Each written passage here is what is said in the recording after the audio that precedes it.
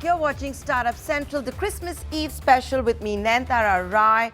This is the only show of its kind in Indian television dedicated to startups, technology, innovation, disruption, anything to do with the new economy.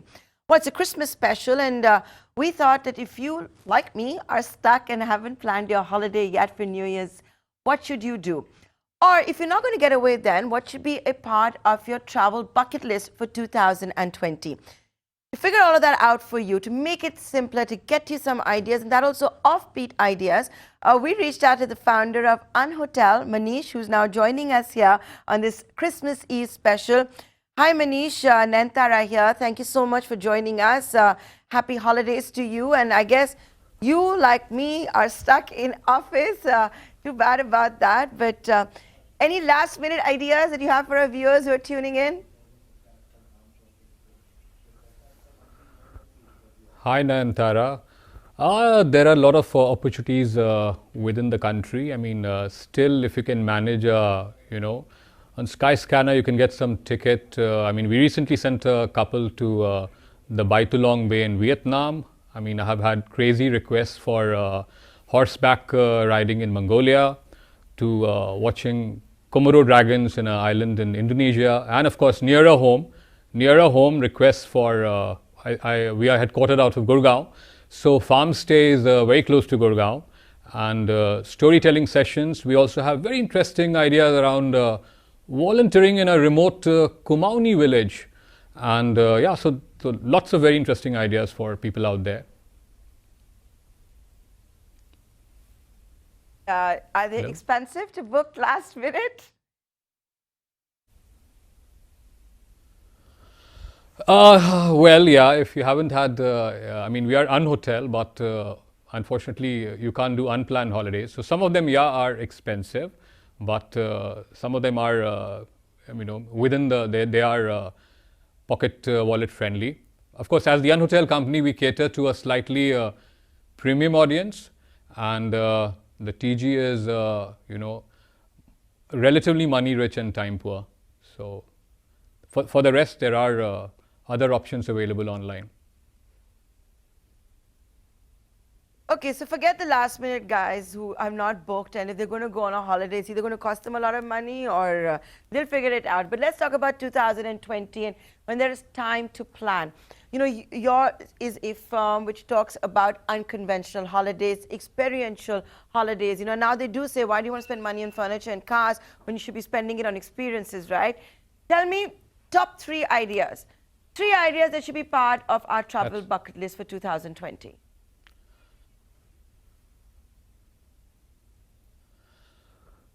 So a lot of people I would recommend should do, go to places which, so we recommend itineraries according to zodiacs. We recommend itineraries according to what the family is interested in.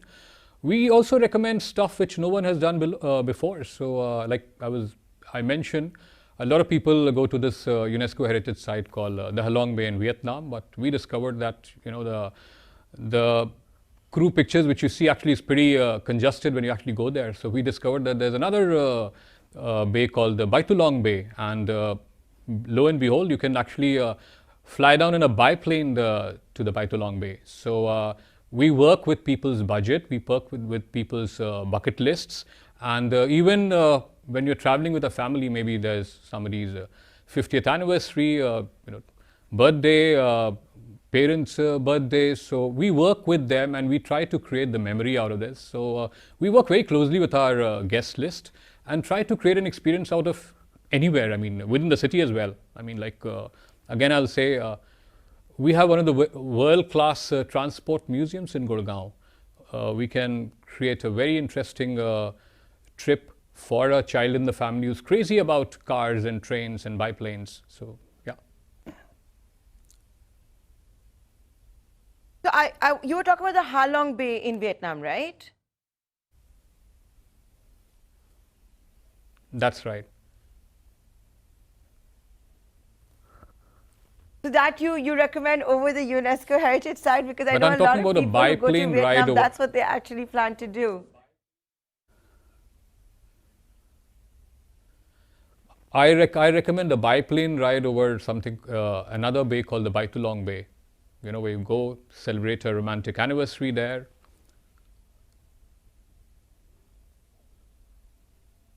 I think I want to ask you about was We can arrange a trip with the family. Bhutan. Bhutan had become really, really popular with Indians, right? But now you're seeing that how they may increase their visas, like with the Americans, $250. Do you think that's going to have an impact? And then are companies like yours having to work around new plans because Bhutan had become a hot destination among Indians?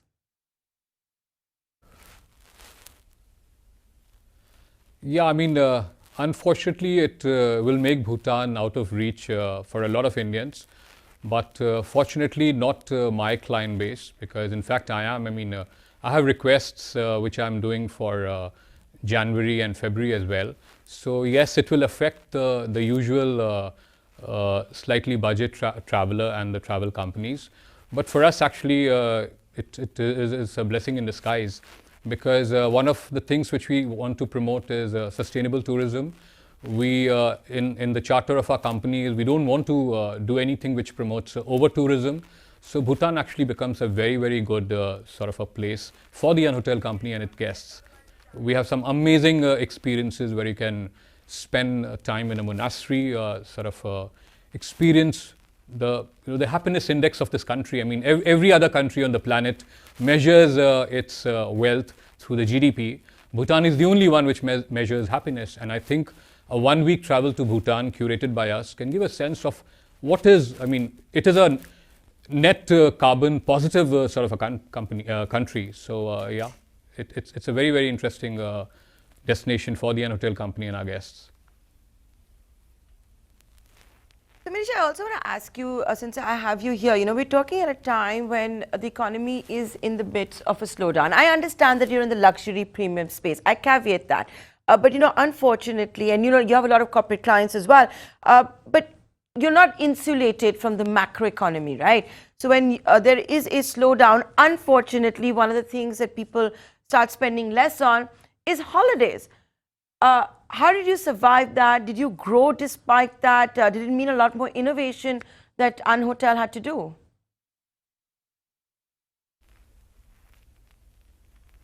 Yeah, I mean, I was expecting this question, the right question. So let me answer with you this question with a Zen proverb. And the proverb says that, you have to sometimes slow down to accelerate.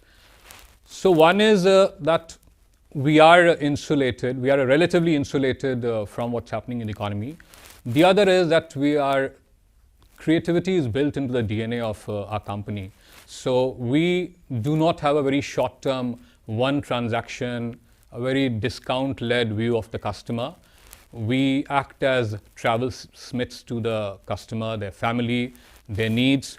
And yes, a lot of people will come and say that, hey, the budget is a bit tight, but we don't sacrifice on the experience. So if you look at the accommodation in a slightly more creative manner, there are a lot of boutique homestays available. There are a lot of, if you look at the transportation in an interesting manner, if you look at what you do out there, so we are able to craft reasonably sort of wallet-friendly sort of experiences for our clients. And the other part, since we are relatively premium, it is not affecting us in that way.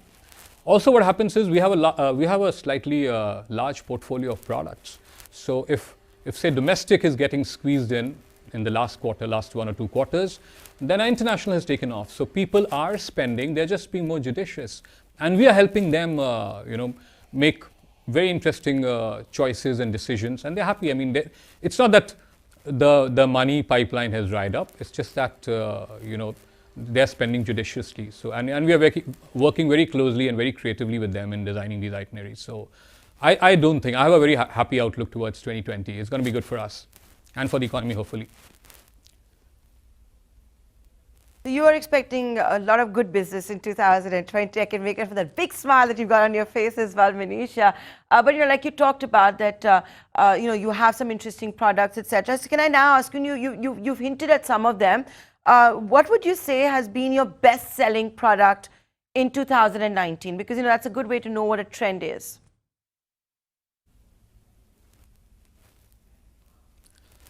See, so I mean, it's not a product per se. We develop itineraries. Like, for example, for a Australian couple guest of ours, we have developed a 19-day culinary trip to India.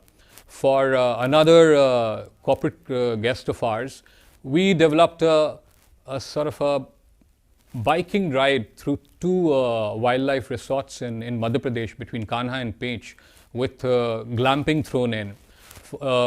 For a guest of ours who wanted to celebrate their their parents' anniversary, we managed to send them to a homestay and then celebrate a community lunch with the villagers. So it's not a product. I mean, that's what I keep, that's what I keep informing and educating our guests, is that if you want a product, if you want a cookie cutter product with the cheapest price, then we are not the best place to come to, or the unlikely place to come to.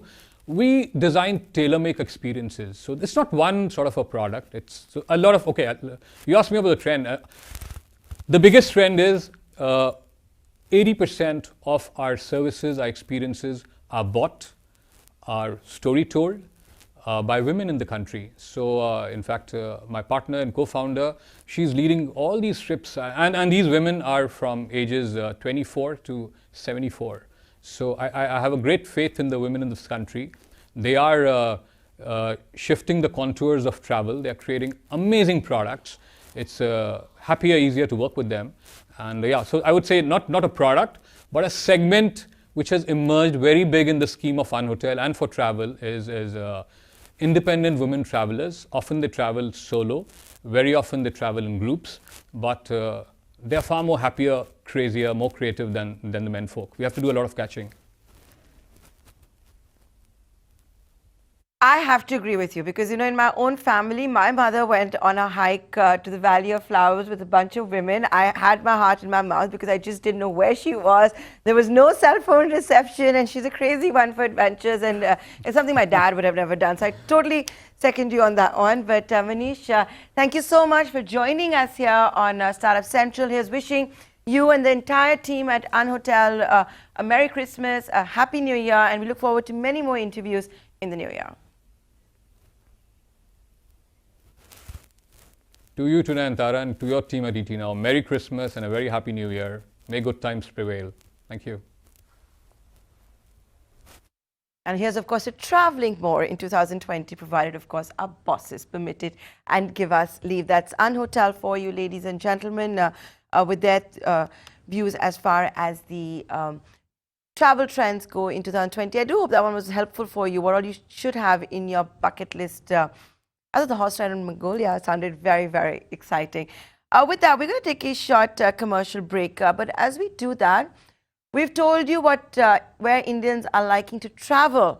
Now let's tell you what Indians have been eating in 2019. And ladies and gentlemen, it's biryanis again, right on top. 95 biryanis sold every minute on Swiggy. That was certainly the top-selling item. Khichdi, which I still think should be consumed only when you're sick, but the rest of the country clearly does not believe with me. It's a 128% rise in demand. Gulab Jamun also topping the charts. It's followed by the Faluda and Halwa. And of course, there's that new trend. Remember keto? Everyone's following keto. Well, the keto-specific items saw a 306% rise. And I'm going to leave you with this interesting fact. Indians also make unusual demand from delivery executives. That includes Gaumutra and a rent receipt.